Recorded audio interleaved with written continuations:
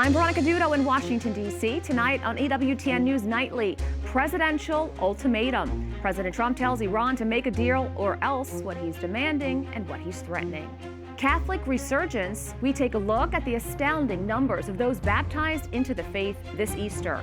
Plus, behold the man, how the Italian government is honoring a special painting of Jesus Christ this Easter season. These stories and more tonight. From EWTN, the Global Catholic Network, this is EWTN News Nightly. Thank you for being with us on the feast of St. John Baptist de La Salle. Our top story tonight, President Donald Trump warns a whole civilization will die tonight, never to be brought back again. He demands a deal from the Islamic Republic of Iran by 8 p.m. Eastern if the country wants to avoid widespread bombing. An Iranian envoy says President Trump's actions would amount to war crimes and genocide, adding that Tehran would strike back in self-defense.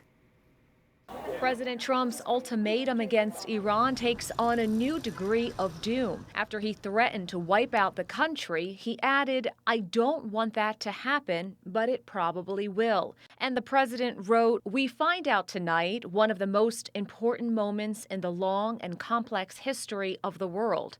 47 years of extortion, corruption, and death will finally end. God bless the great people of Iran."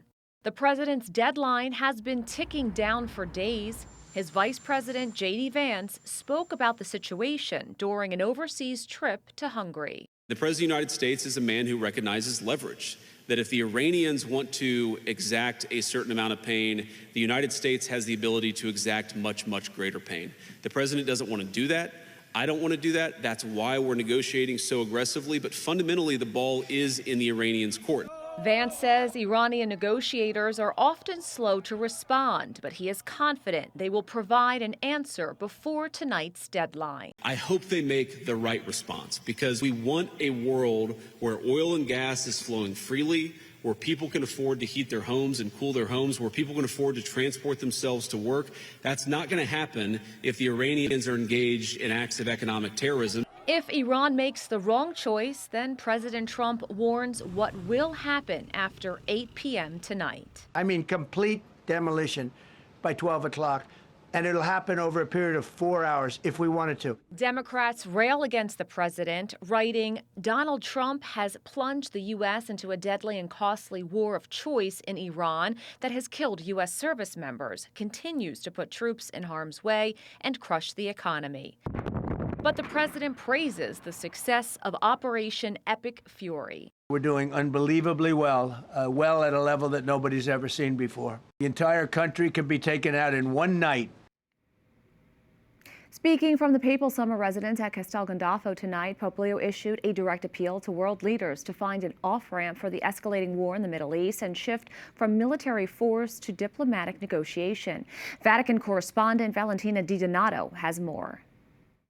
Good evening, Veronica. Speaking in both Italian and English, the Holy Father said that the president's threat to destroy Iranian civilization is, quote, truly unacceptable. The Holy Father also made a heartfelt appeal, opting to not take any questions from journalists and calling on the world to pause and reflect in the face of growing conflict.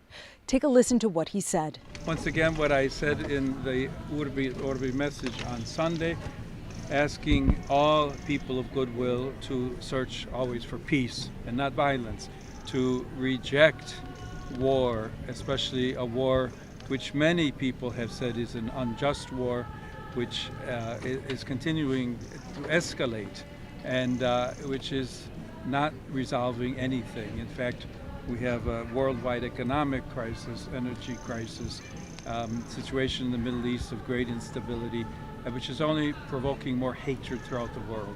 So come back to the table, let's talk, let's look for solutions in a peaceful way, and let's remember especially the innocent, children, the elderly, sick, so many people who have already become or will become victims of this continued warfare. To remind all that attacks on civilian infrastructure is against international law, but that it is also a sign of the hatred, the division, the destruction that the human being is capable of. And we all want to work for peace. people want peace.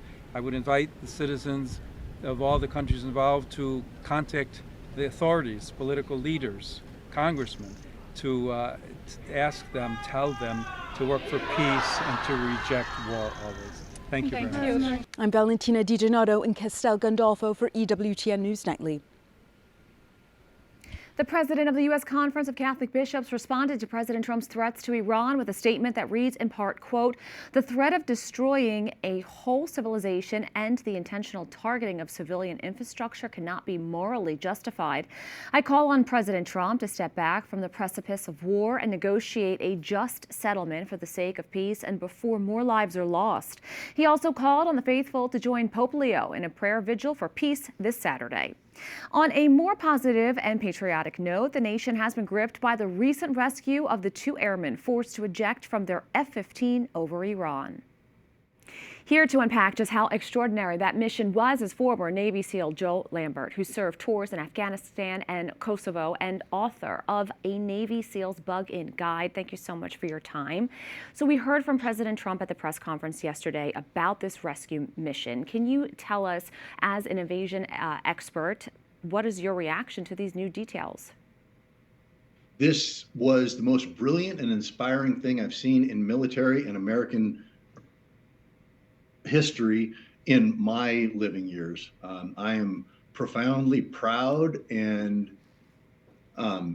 grateful for the leadership that was able to go in and spare no expense and communicate to all Americans, whether we're serving in the military or not, that no man or woman will ever be left behind, and there's no cost and there's no burden too great to bear to recover one of our own on the battlefield.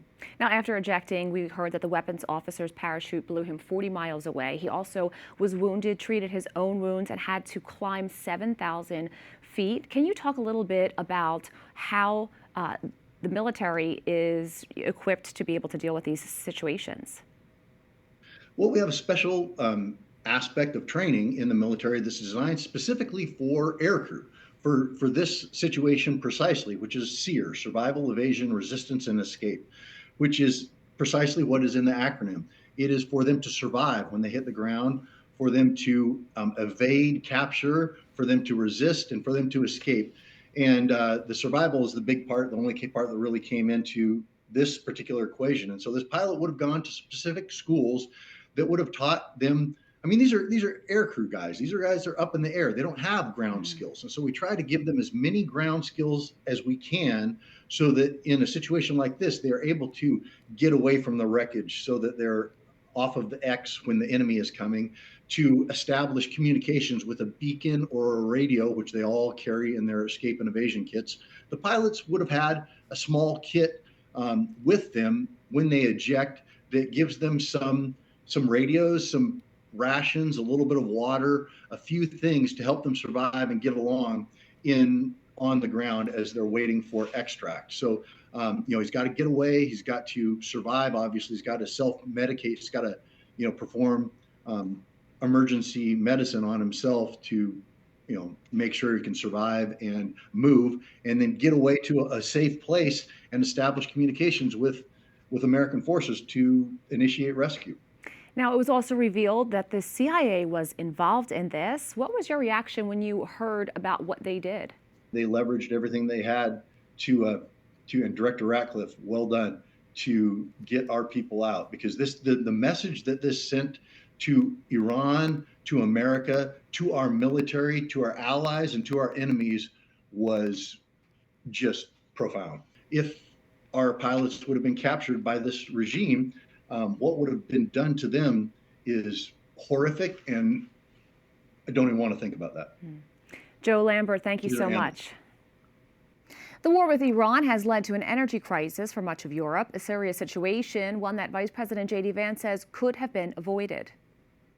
It is funny to watch prime ministers and leaders in some of the Western European capitals talk about the energy crisis when, frankly, they should have been following the policies of Viktor Orban in Hungary. And if they had, the energy crisis that they're experiencing would be a lot less bad.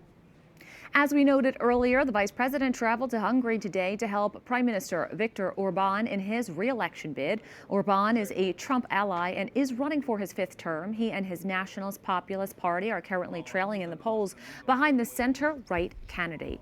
The vice president's trip to Europe comes at a time of growing rift between the U.S. and its European allies over the Iranian war.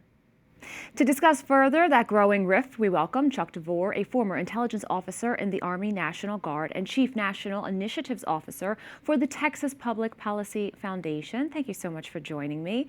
So let's start. Why do we think the European allies, the UK, Spain, France, for example, that they are so reluctant to assist the U.S. military in its war against the Iranian regime? There's a number of reasons. I mean, first and foremost, they're hurt. Their feelings are hurt that the president did not bring them on board at the very start of this conflict. Of course, had he done so, it would have leaked and our casualties would have likely been far higher. The Iranians might have preempted. There's other reasons as well. Ever since the end of the Cold War in 1991, the Europeans have been on an extended peace dividend, an extended holiday from serious defense spending, with the exceptions being Poland, Lithuania, Latvia, countries that were really under the boot of the Soviet Union back during the Cold War. Pretty much all the other powers, though, have not done anything to recapitalize their militaries at all. And so they can't really do much to help actively. The third reason, of course, is the huge increase in the Muslim population in much of Western Europe, some of which due to the unrest in the region, for example, the Syrian civil war and a lot of asylum seekers. And so politicians, being politicians, want to be very careful about upsetting large groups of people that live in their country. By the way, large and growing groups of people. So I think those are the three main reasons why you're seeing reluctance from Europe. Now, we've heard a lot about President Trump's ultimatum to Iran to agree to a deal to reopen the strait by 8 p.m. tonight or face a catastrophic bombing campaign. What is your reaction to those threats, and what do you think will happen? Well, the bottom line is I don't think the Iranians are going to agree to the core thing that we're concerned about, and that is giving up their roughly 1,000 pounds of 60% enriched uranium. They can't give that up because they're an apocalyptic death cult that believes that by using nuclear weapons and terrorism that they can hasten the arrival of the 12th Imam, the hidden Imam, the Mahdi. And so this is a fundamental part of their theocracy. So that's a challenge. So what I'm looking for are 3 different types of bombing campaigns that will kind of give you a clue as to what we're aiming to do. The first might be a campaign focused on the weaponry in the Strait of Hormuz to try to soften that up and improve the ability of shipping to move through that international waterway. The second is what the president has suggested, which is going after dual-use infrastructure, things like bridges and power plants. And I say dual use because, of course, the Iranian Revolutionary Guard Corps uses these facilities to produce munitions and to repress the people of Iran. The third thing that I would be looking for, and this is what I consider the most likely, is a sustained attack on the command and communications and control networks that are used by both the IRGC, that's the Iranian Revolutionary Guard Corps, and the Basij militia. If that's the case, then I see the administration as actually focusing on allowing for the people of Iran themselves to rise up and to choose their own new leaders. Chuck DeVore, we'll have to leave it there. Thank you so very much. Thank you. We have a lot more still to come on EWTN News Nightly. Now heading home, Artemis II mission shatters all-time distance records and officially begins heading home. And record-breaking numbers of new converts flooding into the Catholic Church, from teenagers in Texas to seniors in Florida. What is driving a new generation to find answers in faith?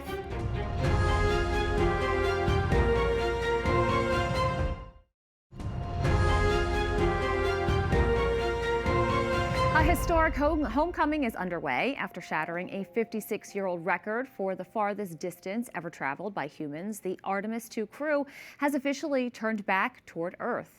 The mission isn't just about distance. During their lunar flyby, the four-person crew witnessed a rare solar eclipse from the far side of the moon. Now, with the moon in the rearview mirror, the mission is headed for a Pacific Ocean splashdown this Friday. It is a milestone that brings the world closer to a permanent human presence on the lunar surface. To talk us through some of the firsts achieved by the Artemis II mission yesterday, we are joined by Michelle Francile, professor of chemistry at Bryn Mawr College and adjunct scholar of the Vatican Observatory. Thank you so much for joining us. Thank you so much for having me. Now, Artemis II partially orbited the moon yesterday, making the crew the first humans to see the far side of the moon. Why was that so important, and what did they observe? So it was important for them to see with their own eyes what's on that other side of the moon. I mean, we have other ways of getting pictures of it, but they're not as high resolution as you're going to get from actually human eyes gazing on the moon. And that's pretty exciting. And it's beautiful because it's kind of the orbit that they're taking behind it is this elegant kind of figure eight that's all determined by gravity. So that's another rather cool thing that they're doing in this case. There has been so much excitement about this NASA mission. Have you been surprised by the level of enthusiasm, and will that help boost NASA? I'm hoping it will help boost NASA because I think there's so much for us to discover in the world around around Earth. You want to get beyond our little, tiny planet and see what's out there. So that is really exciting to me. My students and I were excited on Monday when they were thinking, we're going to go behind the moon. We're going to get as far away as we've ever been from the Earth. A woman is going to set a record for doing that. That was exciting. I teach at a women's college, so 25 students in my chemistry class, and they're all, excited about what people are going to discover. Now, so many people were watching that moment, of course, the 40 minutes where they were alone. As we look at what happens next now, they're going to be spending the next 4 days heading home. Will they be carrying out any more observations or other scientific experiments?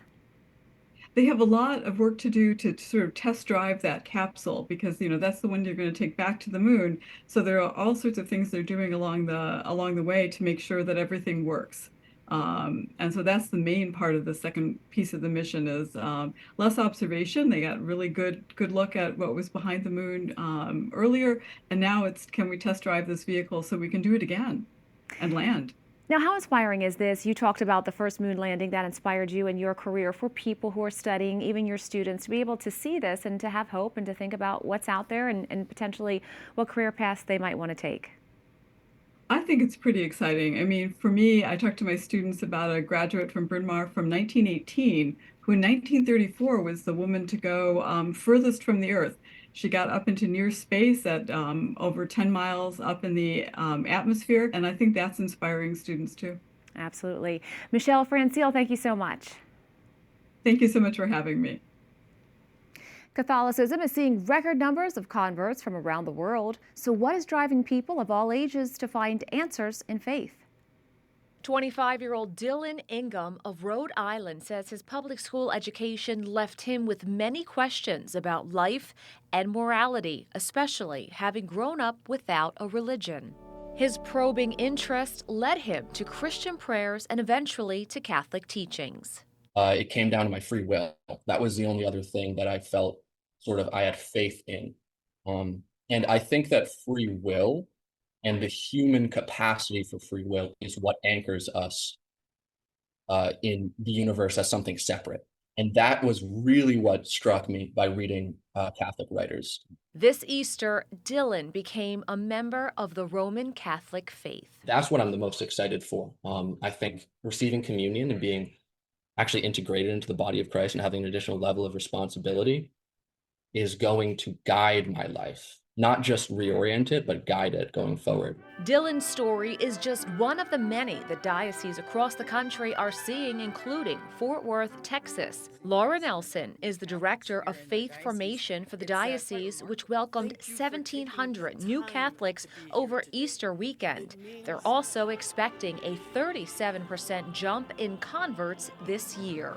The young adults are in a world, they grew up in the world of social media. Everything is so curated and so, likes and followers and things like that. And they're finding that they don't have a sense of depth or real connection or, like I said, authenticity in their lives. And again, they come to the church looking for certitude. In addition to the surge of young people joining the Catholic faith, John Mark Grodi, Executive Director of the Coming Home Network International and host of EWTN's The Journey Home program, says he's been seeing a mix of reasons why people are joining for the first time, while others are returning home to their Catholic faith. It has a clear teaching. It persists throughout the years. It's guided by the Holy Spirit. And so even people who were brought up Catholic, oftentimes people who were brought up Catholic and leave, it's hard to bring them back because they think that they already get it. They already know what Catholicism is. And so again, I think there's a renewed visibility of Catholic identity that is drawing people who were brought up Catholic back home. The Diocese of Venice, Florida, led by Bishop Frank Duane, is expecting a 94% increase in converts. So what's behind this wave of people joining the faith from around the world?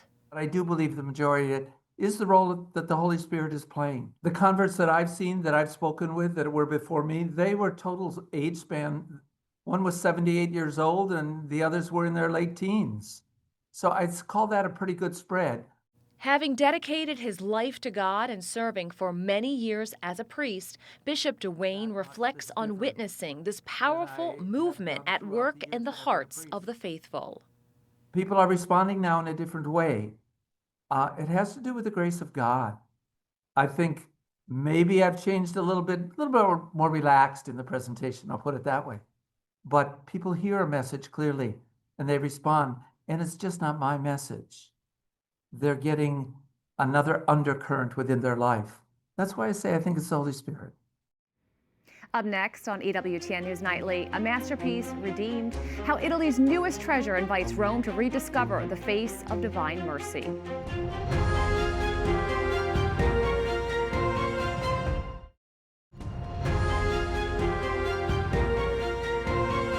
The Italian state has acquired a remarkable masterpiece at an auction in New York for $14.9 million.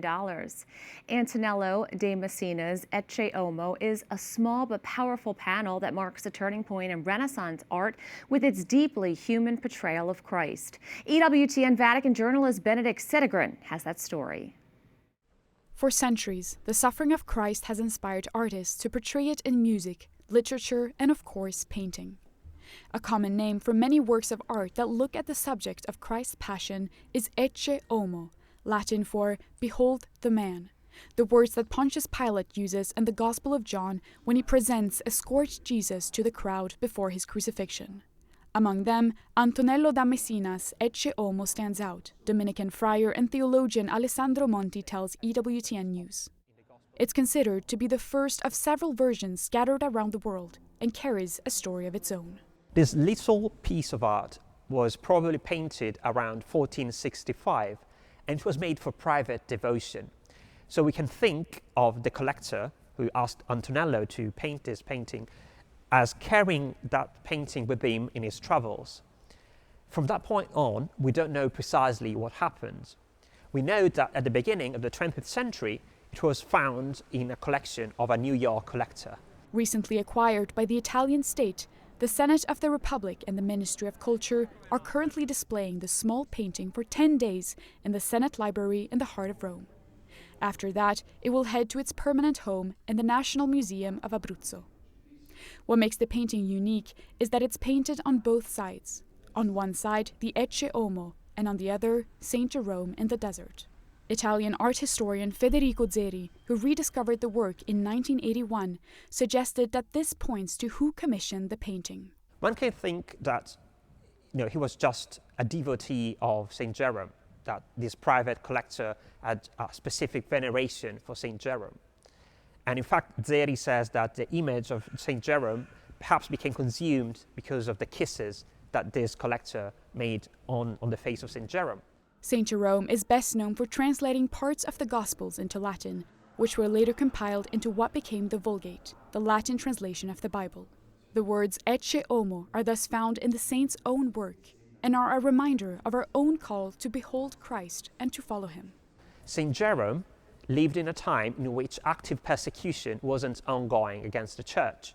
So the question was, how do I follow the passion of Christ in a time and in a place where I cannot shed my blood for him, where I cannot physically imitate him?